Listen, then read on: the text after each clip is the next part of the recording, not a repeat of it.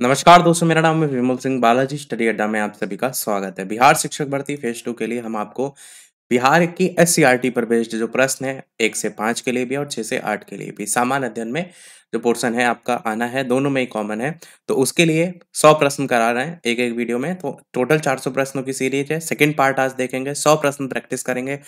और अगर बात करते हैं यहाँ पर प्रश्नों की, तो ऊपर क्लियर तरीके से लिखा है बिहार विद्यालय के पर्यावरण और हम तीसरी से 5वीं और विज्ञान में 6ठी से 8वीं के पाठ्य सामग्री पर आधारित वस्तुनिष्ठ प्रश्नों का संग्रह। तो इसमें आप देखेंगे science based question, EVS based question, इस तरीके के हर प्रकार के प्रश्न आपको देखने को मिलेंगे।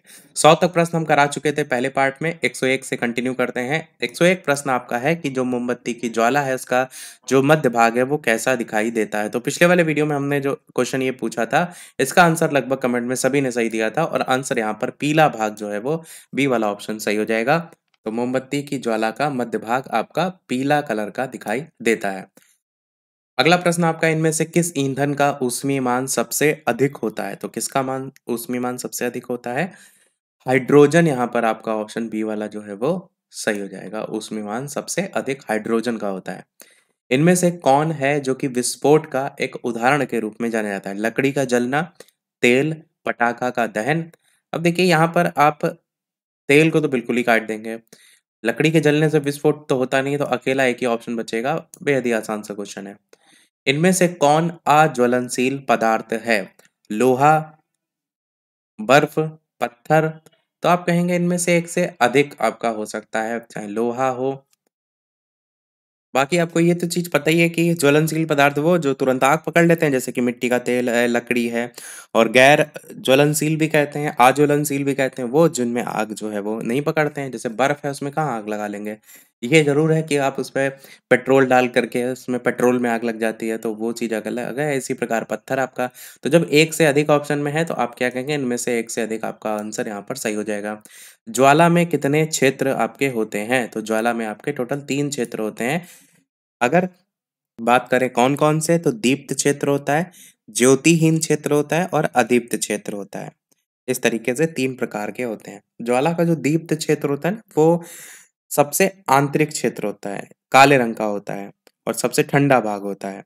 और जो मध्य क्षेत्र होता है वो सबसे चमकीला क्षेत्र होता है। ये सीआरटी में आपके दे रखा है। तो यहाँ पर तीनों के नाम मैंने बता दिए, दीप्त क्षेत्र, ज्योतिहीन क्षेत्र और अदीप्त क्षेत्र। अगला है आपका, वनों को समाप्त करने को क्या कहते हैं? तो वनों को समाप्त करने को हम वनोन्मूलन के नाम से जानते हैं। बी वाला ऑप्शन हो जाएगा। जंतु जिनकी संख्या एक निर्धारित स्तर से कम होती है या कम होती जा रही है या विलुप्त हो रहे हैं, उनको हम क्या कहते हैं? तो कहते हैं ना संकटापन्न जंतु। और इनको रखा किसमें जाता है? तो रेड डाटा बुक में इनका जो ब्यौरा है वो रखा जाता है। भारत में कुल बाघ संरक्षित क्षेत्रों की संख्या जो है वो कितनी है? तो आंसर यहाँ पर 54 जो है वो आपका ऑप्शन यहाँ पर बी वाला जो है वो सही हो जाएगा। वनोन्मूलन का मुख्य कारण जो है वो क्या होता है? भवन निर्माण, कागज उद्योग, सड़क निर्माण। तो शहरीकरण आपका सबसे बेस्ट है। वैसे तो देखा जाए तो बाकी भी कारण है, पर यहाँ पर मुख्य कारण पूछा गया है, तो मुख्य कारण तो शहरीकरण है, क्योंकि शहरीकरण में चाहे सड़क निर्माण हो, चाहे भवन निर्माण हो, सब आ जाता है। तो जाहिर सी बात है डी वाला आपका ऑप्शन सबसे बेस्ट होगा। अगला देखते हैं आपका प्रश्न। वैसे एक चीज ये भी है, ऑप्शन में इनमें से एक से अधिक भी तो दे रखा है, तो हम क्यों नहीं इनमें से एक से अधिक के साथ जाते हैं? सबसे बेस्ट तो ऑप्शन ये होगा।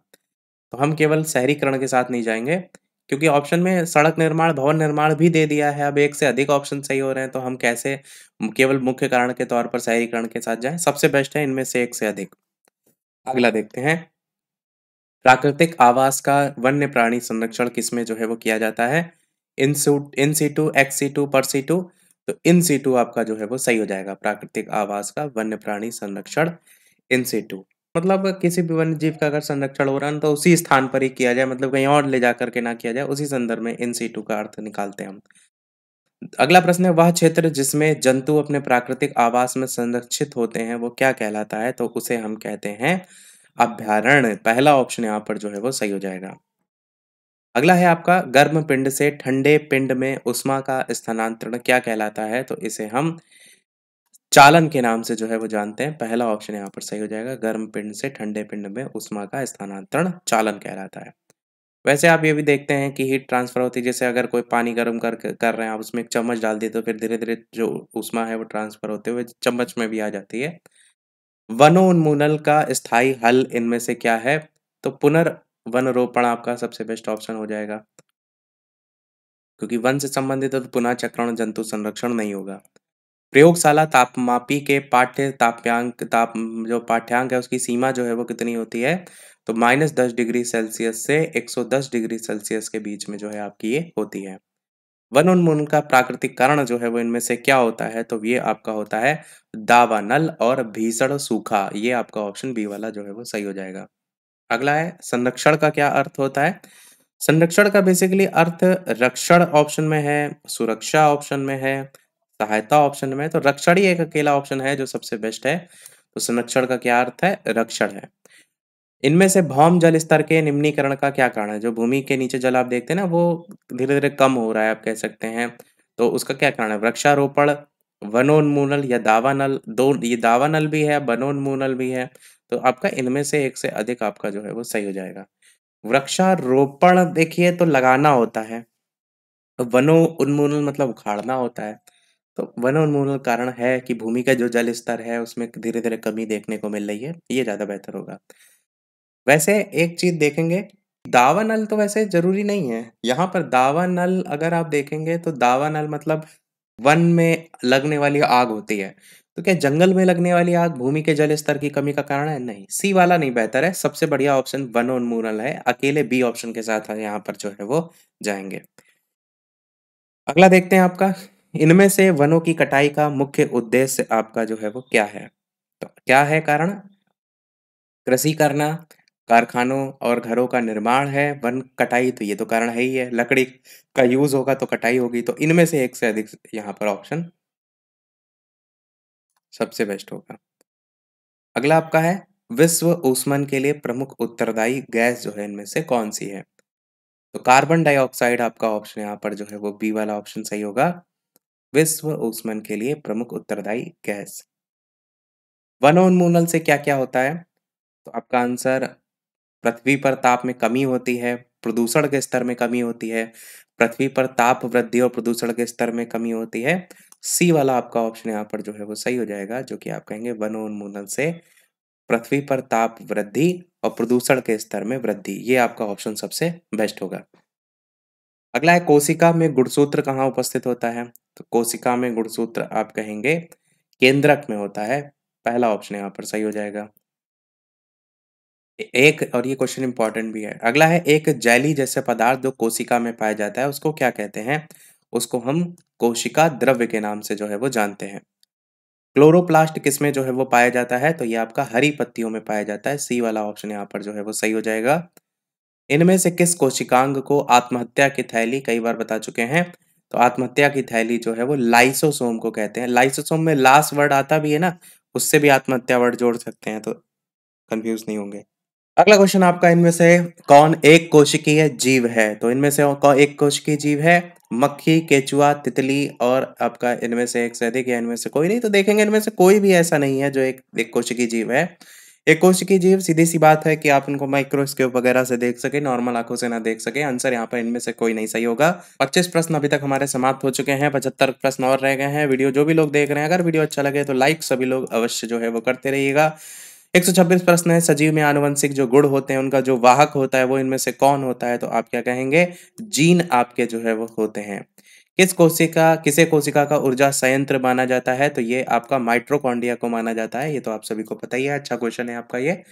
केंद्रक को किस अभिरंजक के द्वारा अभिरंजित किया जाता है? तो आंसर यहाँ पर कौन सा हो जाएगा? आंसर यहाँ पर सेफ्रोनॉन करके जो आप देख रहे हैं, ये सही हो जाएगा। अगला है आपका, जंतु कोशिका में क्या नहीं पाया जाता है? तो जंतु कोशिका में आप कहेंगे प्लास्टिडम से क्या नहीं पाया जाता, वो आपके लिए इंपॉर्टेंट नहीं है। माइटोकॉन्ड्रिया और लाइसोसोम पाया जाता है, ये चीज आपको पता होना चाहिए। कोशिका कितने प्रकार की होती है? तो कोशिका आपकी यहाँ पर 2 प्रकार की होती है। जंतु कोशिका, वनस्पति कोशिका। पौधे की कोशिकाओं का जो हरा रंग होता है वो किसके कारण होता है? तो वो आपका होता है क्लोरोप्लास्ट के दो कारण। तो सी वाला आपका ऑप्शन सही हो जाएगा। जंतु कोशिका में क्या जो है वो अनुपस्थित होता है? तो जंतु कोशिका में कोशिका भित्ति आपका जो है वो नहीं होता है और केंद्रक है, स्केलेरन काइमा है, ये सब आपका होता है। कोशिका का खोज आपसे पूछा गया है कब हुई थी? तो कोशिका की खोज 1665 में की थी और कोशिका की खोज किसने की थी? रॉबर्ट हुक ने की थी। उनका नाम आपको मैंने बताया कि बोतल की जो कार्क है उसकी एक पतली परत के अध्ययन के आधार पर इन्होंने जो मधुमक्खी का जो छत्ता होता है वैसे कोष्ठ देखे थे और इनको नाम इन्होंने कोसा नाम दिया था। बाद में इनकी पुस्तक थी माइक्रोग्राफिया जिसमें इस चीज को लेकर के बातें भी छपी थी और रॉबर्ट हुक ने कोसा जो भित्ति हैं उनके आधार पर ही कोसा शब्द का यूज जो है वो किया था। अगला है जीव की सूक्ष्मतम मूलतम संरचनात्मक इकाई इनमें से जो है वो कौन सी है? आंसर यहाँ पर कोशिका जो है वो आपका बी वाला ऑप्शन सही हो जाएगा। बर्फ में लकड़ी का चम्मच डाला जाता है तो क्या होता है? तो कुचालक होने के कारण कोई प्रभाव जो है इस पर फिर नहीं आपको दिखाई पड़ेगा। अगला देखते हैं आपका कोशिका की खोज, ये अभी मैंने बताया भी था आपको कि 1665 समय और रॉबर्ट हुक ने की थी, तो आंसर यहाँ पर रॉबर्ट हुक आपका सही हो जाएगा। नर और मादा युग्मक मिलकर के क्या बनाते हैं? तो ये युग्मनज बनाते हैं, पहला ऑप्शन सही हो जाएगा। आंतरिक निषेचन कहाँ होता है? तो आंतरिक निषेचन आपका मादा के शरीर में जो है वो होता है। मादा युग्मनज और नर युग्मनज के संयोजन की विधि जो है वो क्या कहलाती है? तो इसे निषेचन का नाम जो है वो दिया जाता है। बी वाला ऑप्शन यहाँ पर सही हो जाएगा। वे जंतु जो सीधे शिशु को जन्म ना देकर अंडे देते हैं वो क्या कहलाते हैं? तो ये भी क्वेश्चन आपको देखने को मिलता है एनसीईआरटी में सीटेट में अंडप्रजक करके जो आप देख रहे हैं, ये भी आपको सीटेट में देखने को मिलता है जहां पर जरायुज और अंडेयुज करके लिखा रहता है या अंडप्रजक भी इसी को कहते हैं। तो जरायुज में जो बच्चे देते हैं अंडे देते हैं, बस सीधा से ये इतना सा डिफरेंट आपका होता है। 141 प्रश्न, एक युग्मनज में पाए जाने वाले केंद्रक की जो संख्या है वो जो है आपकी कितनी होती है? तो ये आपका एक होती है, पहला ऑप्शन सही हो जाएगा।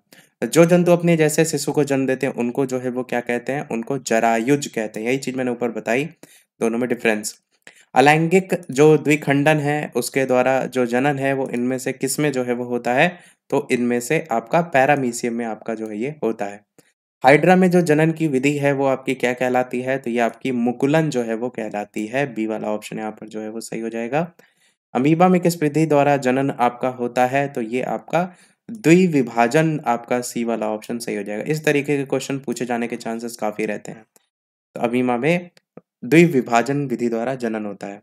अगला आपका है बाह्य निषेचन आपका इसमें से कहाँ होता है?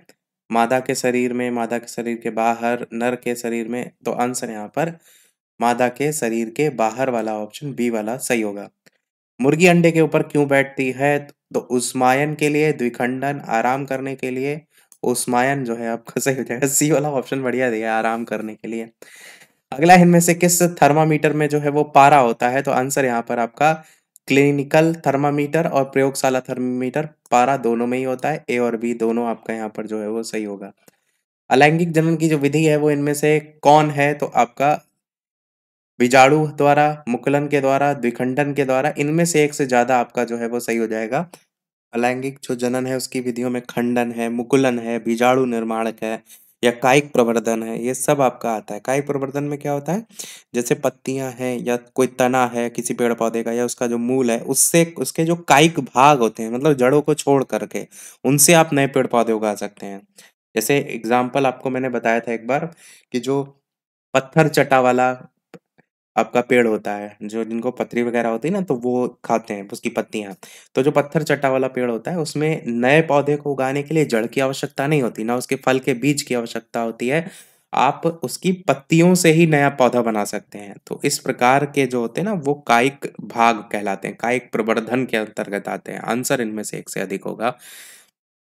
150 प्रश्न आपका है कि इनमें से किसमें मुकुलन द्वारा जो है वो जनन होता है? ईस्ट और हाइड्रा दोनों, कौन सा सही होगा? आंसर यहाँ पर ईस्ट और हाइड्रा दोनों के दोनों सही हो जाएंगे। इसमें मुकुलन के द्वारा जो है आपका जनन होता है। इस तरीके के क्वेश्चन पूछे जाते हैं, थोड़ा सा इस चीज को समझ के रखिएगा। अगला देखते हैं। 50 प्रश्न हमारे कंप्लीट हो चुके हैं। जो भी लोग वीडियो से जुड़ते जा रहे हैं, अगर वीडियो अच्छा लगे तो सभी लोग लाइक अवश्य करते रहिएगा वीडियो, और शेयर कर सकते हो तो शेयर भी जो है वो करते रहिएगा। टेलीग्राम चैनल से नहीं जुड़े हो तो बालाजी स्टडी अड्डा सर्च करके जुड़ सकते हैं। 151 प्रश्न देखते हैं कि मनुष्य में मादा युग्मक जो है वो क्या कहलाता है? अंडाणु अंडाणु, शुक्राणु, युग्मनज, तो अंडाणु आपका पहला ही ऑप्शन यहाँ पर जो है वो सही हो जाएगा, मादा युग्मक। अगला इनमें से कौन-सा परिवर्तन है जो यौवन आरंभ के दौरान जो है वो नहीं होता है? प्रश्न में पूछा गया है। तो आपका शारीरिक लंबाई में वृद्धि भी होती है, गौण ल लैंगिक गुणों का विकास भी होता है, एडम्स एप्पल दिखना भी होता है। कुल मिलाकर इनमें से ऐसा कोई भी नहीं है जो नहीं होता है, तो ई वाला ऑप्शन यहाँ पर सही हो जाएगा। यौवनावस्था प्रारंभ के साथ ही पौरुष हार्मोन स्रावित होता है, उसको क्या नाम दिया जाता है? तो उसको टेस्टोस्टेरोन कहते हैं, पहला ऑप्शन यहाँ पर सही हो जाएगा। और यहाँ पर जो बात हो रही है पौरुष हार्मोन की, अगर यहीं पर फीमेल हार्मोन को लेकर के बात की गई होती, तो एस्ट्रोजन हो जाता है। बस इतना सा डिफरेंस आपको पता होना चाहिए। इनमें से कौन-सा गुणसूत्र है जो कि शिशु का लिंग नर के रूप में निर्धारण जो है वो करता है? तो आंसर यहाँ पर XY हो जाएगा और जो फीमेल में होता है वो XX होता है। तो ये जो लिंग निर्धारण का कार्य होता है वो अगर यहाँ से गुणसूत्र X गया और पुरुषों वाले में से Y गया तो XY बना मतलब लड़का, और यहाँ से X गया और पुरुष से X गया तो ऐसे में लड़की। तो इस तरीके से जो निर्धारण है वो होता है। अगला है लड़कों के गले में उभरा हुआ जो भाग होता है वो क्या कहलाता है? लैरिक्स होता है, एडम्स एपल या कंठमणि होता है, थायराइड होता है, कौन-सा सही होगा? आंसर यहाँ पर एडम्स एपल या कंठमणि जो है आपका ऑप्शन यहाँ पर जो है वो सही हो जाएगा। मनुष्य की कोशिका के केंद्रक में कितने जोड़े गुणसूत्र आपके पाए जाते हैं? अगला प्रश्न, तो 22 जोड़ी, 23 जोड़ी, 24 जोड़ी, कौन-सा सही होगा? आंसर यहाँ पर आपका हो जाएगा बी वाला, 23 जोड़ी गुणसूत्र पाए जाते हैं। जोड़ी वर्ड ना लिखा होता तो इसी का डबल कर देते तो 46 हो जाता। अगला क्वेश्चन आपका, पीड़ित व्यक्ति से स्वस्थ व्यक्ति में एड्स कैसे फैल सकता है? तो ये आपका भांजे ना साझा करने से, कंघी साझा करने से, एक मच्छर, इनमें से कोई नहीं आपका ऑप्शन यहाँ पर जो है वो सही हो जाएगा। इनमें से कौन मादा जनन हार्मोन के रूप में आपका जाना जाता है? तो ये ऊपर हमने बताया भी था कि पुरुषों में टेस्टोस्टेरोन और मादा में एस्ट्रोजन। आपका आंसर यहाँ पर पहला जो है वो सही हो जाएगा। अगला है, जन्म लेने वाले शिशु के लिंग निर्धारण के लिए जिम्मेदार कोशिका की संरचना को क्या नाम दिया जाता है? कोशिका द्रव्य, गुणसूत्र, प्लाज्मा झिल्ली, कौन सा सही होगा? तो गुणसूत्र आपका ऑप्शन सही हो जाएगा, अभी ऊपर मैंने समझाया भी। किशोरावस्था की जो उम्र है वो क्या होती है? 0 से 6 या 6 से 10, 11 से 19, तो किशोरावस्था सबसे लास्ट में आती है। तो ये आपका सही होगा। शैशवावस्था पहली हो जाएगी, दूसरी बाल्यावस्था और तीसरी किशोरावस्था। स्त्रियों में होने वाला जो मासिक स्राव है इसकी सामान्य अवधि जो है वो क्या होती है? तो ये आपका इनमें से कोई नहीं ऑप्शन यहाँ पर जो है वो सही होगा, क्योंकि कोई निश्चित नहीं है। कितने उम्र तक को शैशवावस्था जो है वो कहा जाता है? तो क्या एज है? 0 से 4 वर्ष। वैसे तो देखेंगे शैशवावस्था जन्म से 6 वर्ष करिए तो ज़्यादा बेहतर। वैसे एक अलग-अलग जो मनोवैज्ञानिक है उन्होंने अलग-अलग एज बताई है। किसी ने जी जन्म से 6 बताई है, कहीं 0 से 5 भी देखने को मिलती है। या तो आंसर इनमें से एक से अधिक भी बढ़िया ऑप्शन हो सकता है, क्योंकि अलग-अलग मनोवैज्ञानिक ने बताया है। अगला देखते हैं आपका, इनमें से कौन-सा आहार है किशोर के लिए सबसे बढ़िया होता है, सर्वोत्तम होता है, कौन-सा सही होगा? क्या? तो यहाँ पर सर्वोत्तम में तो चिप्स नूडल्स तो पहले ही कट जाएगा, रोटी दाल सब्जियाँ आपका यहाँ पर बेहतर ऑप्शन हो सकता है, चावल नूडल्स तो कट जाएगा, तो यही ऑप्शन बचेगा। शरीर में होने वाले परिवर्तन किस प्रक्रिया का जो है वो एक भाग है? तो आंसर यहाँ पर वृद्धि जो है वो सही हो जाएगा। वृद्धि क्या है आपका? प्राकृतिक प्रक्रम है या सामाजिक प्रक्रम है? कृत्रिम तो है नहीं, तो प्राकृतिक प्रक्रम आपका पहला ऑप्शन यहाँ पर जो है वो सही हो जाएगा। किस अवस्था में मनुष्य के शरीर में अनेक परिवर्तन जो है वो आते हैं? तो किशोर अवस्था सबसे बेहतर परिवर्तन को दर्शाता है। उस राशि का नाम बताएं जिसका मात्रक न्यूटन होता है? तो आपका बल का मात्रक न्यूटन होता है। निम्नलिखित बलों में से कौन सा संपर्कित बल के रूप में जाना जाता है? तो आपका यहाँ पर गुरुत्व बल है, चुंबकीय बल है, स्थिर वैद्युत बल है, नाभिकीय बल है। तो इनमें से कोई नहीं आपका जो है, या इनमें से एक से अधिक आपका ऑप्शन यहाँ पर जो है वो सही हो जाएगा। देखिए, कॉन्ट्रैक्ट फोर्स इसी को कहते हैं, संपर्क बल जो होता है ना, मतलब ऐसे बल जो किसी वस्तु के संपर्क में आने पर लगता है या लगाया जाता है, वो आपका इसमें जो है वो आता है। जैसे पुस्तक और मेज के पृष्ठों के बीच क्या लगता है? घर्षण बल लगता है, तो वो इसमें आ जाएगा। तो इसी प्रकार से यहाँ पर अलग-अलग टाइप्स के तौर पर आप इसको रख सकते हैं। कुएं से पानी खींचना किस प्रकार के बल का उदाहरण है? तो अपकर्षण है या अभिकर्षण है या आपका दोनों है? तो अभिकर्षण आपका सही होगा। कोई भी वस्तु है उस पर लगने वाला अभिकर्षण या खिंचाव को हम कहते हैं अपकर्षण, और अगर कोई धक्का लग रहा है तो उसको कहते हैं अभिकर्षण। ये दोनों में डिफरेंस है, उसी के ही नाम यहाँ अप और अभि करके दिए गए हैं। प्रत्येक वस्तु जो पृथ्वी है प्रत्येक वस्तु को अपनी ओर आकर्षित करती है। इस आकर्षण बल को क्या कहते हैं? तो इसको हम कहते हैं गुरुत्व बल। सी वाला ऑप्शन सही हो जाएगा। प्रति इकाई क्षेत्रफल पर लगने वाले बल को क्या नाम दिया जाता है? तो इसको हम दाब कहते हैं। बी ऑप्शन सही हो जाएगा। दरवाजे को धक्का देने पर कैसा बल लगता है? तो ये अपकर्षण बल लगता है। पहला ऑप्शन सही हो जाएगा। अगला आपका शुष्क मौसम में बालों में कंघी करने पर वो बिखर जाते हैं, इसके लिए बल उत्तरदायी है। तो कौन सा? स्थिर वैद्युत बल उत्तरदायी है। बी वाला ऑप्शन हो जाएगा। बल का इनमें से कौन मात्रक है? तो बल का मात्रक न्यूटन होता है। बी ऑप्शन हो जाएगा। इनमें से कौन दाब का मात्रक है? तो दाब का मात्रक आपका पास्कल और न्यूटन प्रति वर्ग मीटर दोनों के दोनों है। दोनों सही हो जाएंगे। अगला है बैलों द्वारा गाड़ी को खींचना किस बल का उदाहरण है? बैलों द्वारा गाड़ी को खींचना पेशीय बल का उदाहरण है। मांसपेशियां जहां पर वर्क करती हैं। कोई भी वस्तु किसी बल के कारण पृथ्वी पर गिर जाती है तो आपसे ये पूछा गया है वो कौन से बल में आएगा? तो गुरुत्वाकर्षण बल आपका सही हो जाएगा। बल क्या होता है? बल आपका यहाँ पर ऑप्शन यहाँ पर परिणाम और दिशा दोनों होती हैं, यही आपका सही हो जाएगा। केवल तो नहीं होगा, दोनों ऑप्शन कट जाएंगे। बल के कौन-कौन से रूप हैं? तो बल के आपका अभिकर्षण और अपकर्षण दोनों रूप यहाँ पर जो है वो सही होगा। भार का मात्रक इनमें से कौन है? तो भार का मात्रक आपका इनमें से एक से अधिक होगा। न्यूटन भी दिया गया है, किलोग्राम भार भी और जूल भी। भार का मात्रक आपका न्यूटन भी होता है और अंतर्राष्ट्रीय जो मात्रक प्रणाली है, एसआई प्रणाली है, उसमें द्रव्यमान का मात्रक आपका किलोग्राम होता है। बल के मात्रक में भी न्यूटन आपका आता है। बल का प्रयोग इनमें से किसमें परिवर्तन लाने में किया जाता है? वस्तु की गति में, कार्य में, क्रिया-प्रतिक्रिया में?